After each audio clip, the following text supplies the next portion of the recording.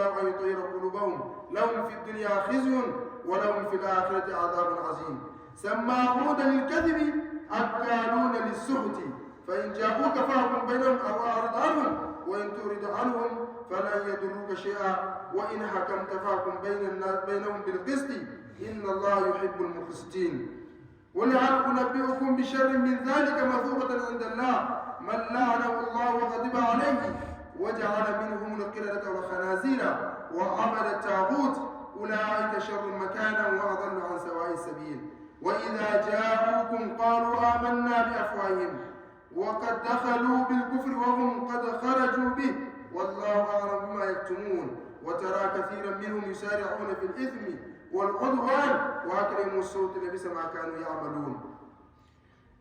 Ici, c'est le verset 40, 42, 41 et 42, 60, 61 et 62 de Sourate Al-Maïda. À travers ces versets, Allah SWT dit au prophète, ne sois pas attristé par ceux qui s'empressent dans la mécréance et qui disent verbalement nous avons cru, alors qu'en réalité leur cœur n'a jamais cru.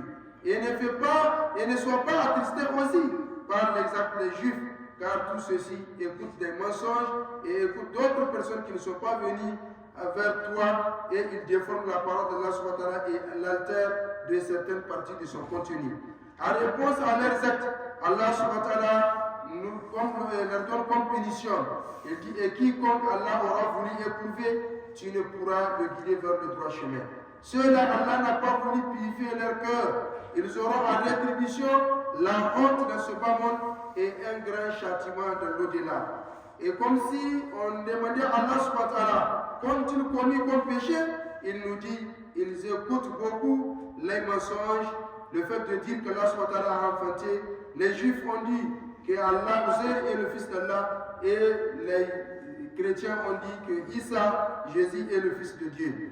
Et comme deuxième acte, ce sont des grands consommateurs du suhut.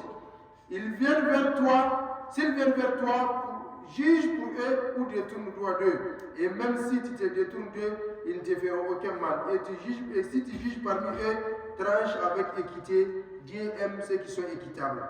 Et dans les passages suivants, Allah dit, dis-leur, voulez-vous que je vous informe de ce qui attire le pire des châtiments auprès d'Allah? Ce sont vos actions même, ô vous, qu'Allah a éloigné de sa miséricorde, qu'il a frappé de sa colère à cause de l'incroyance et de l'insoumission et dont Allah a fermé leur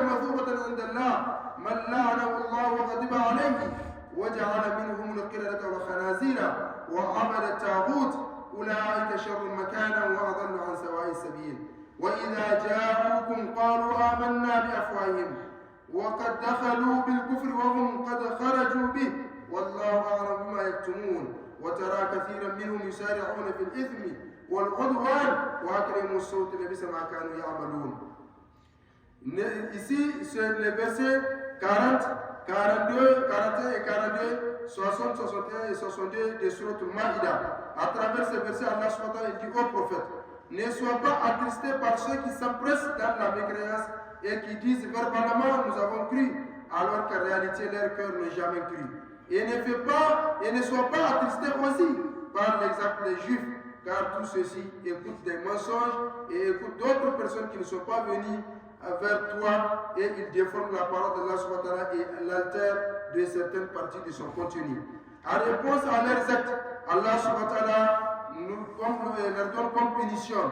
Il dit, et quiconque Allah aura voulu éprouver, tu ne pourras le guider vers le droit chemin. Ceux-là, Allah n'a pas voulu purifier leur cœur. Ils auront en rétribution la honte dans ce bas monde et un grand châtiment de l'au-delà. Et comme si on demandait à Allah subhanahu wa ta'ala, qu'ont-ils commis comme péché? Il nous dit, ils écoutent beaucoup les mensonges, le fait de dire que Allah subhanahu wa ta'ala a enfanté. Les Juifs ont dit que Allah Uzair est le fils d'Allah et les chrétiens ont dit que Isa, Jésus, est le fils de Dieu.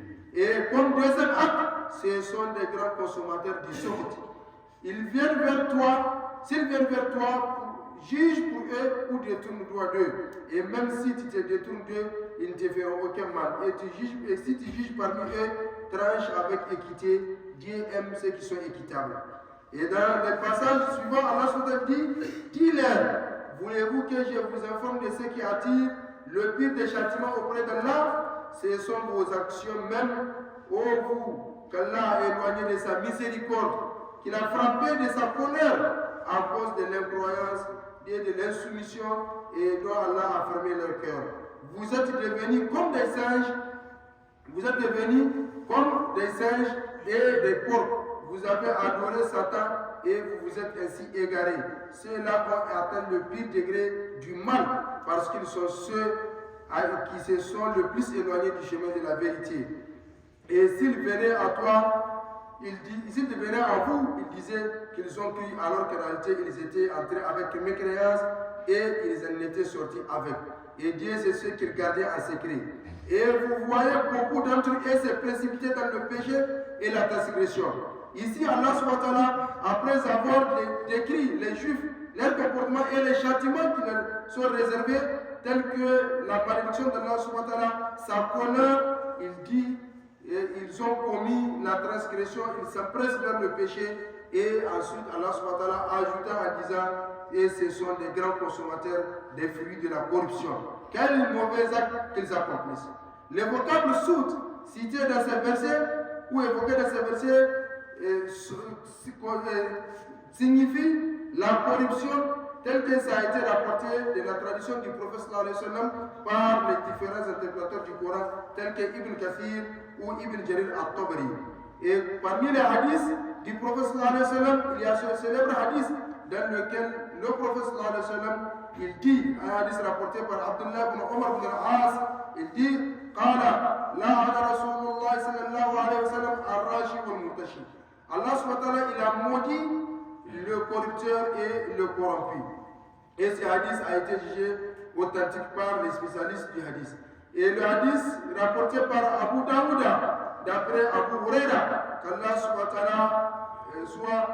ta'ala l'agrée, il dit Kullu muslim ala muslimin haramun, maluhu wa yarduhu wa damuhu, hasiba imri'in min al-sharri an yahtaqira akhahu al-muslim. Il dit les biens de tout musulman, ainsi que sa dignité et aussi sa vie, sont inviolables envers son frère musulman. Aucun musulman n'a le droit de violer les biens ou la dignité ou la vie d'un musulman. Et ce hadith aussi a été jugé authentique. Parmi les hadiths les plus célèbres en matière de corruption, il y a ce hadith rapporté par Imam Ibn Hibban, rapporté d'après Ibn al-Nutbiya. C'est un compagnon du prophète que le prophète avait désigné comme percepteur de la zakat. Il est parti relever la zakat dans une communauté. Et lorsqu'il revient vers le prophète, il lui présenta un cadeau. Il dit voilà la zakat et voilà ça c'est mon cadeau qu'on m'a donné. Et le prophète était furieux. Il est monté sur son nombre. Tout furieux, il dit Ma balu amilin nab'athuhu fayati fayaqulu hada laka wa hada li fahalla jalasa fi bayti abihi aw ummihi wa yantazir ayuhda lahu am la. Il dit que l'un d'entre vous que nous avons désigné comme précepteur et qu'il revient vers nous en disant ceci est pour moi, ceci est pour vous.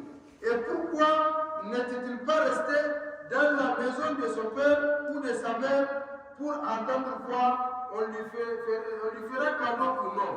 C'est pour nous dire que ce qu'on pense comme être cadeau qu'on reçoit à l'occasion ou pendant l'occasion de nos services et que nous appelons gratification, au sens de l'islam, c'est de la corruption.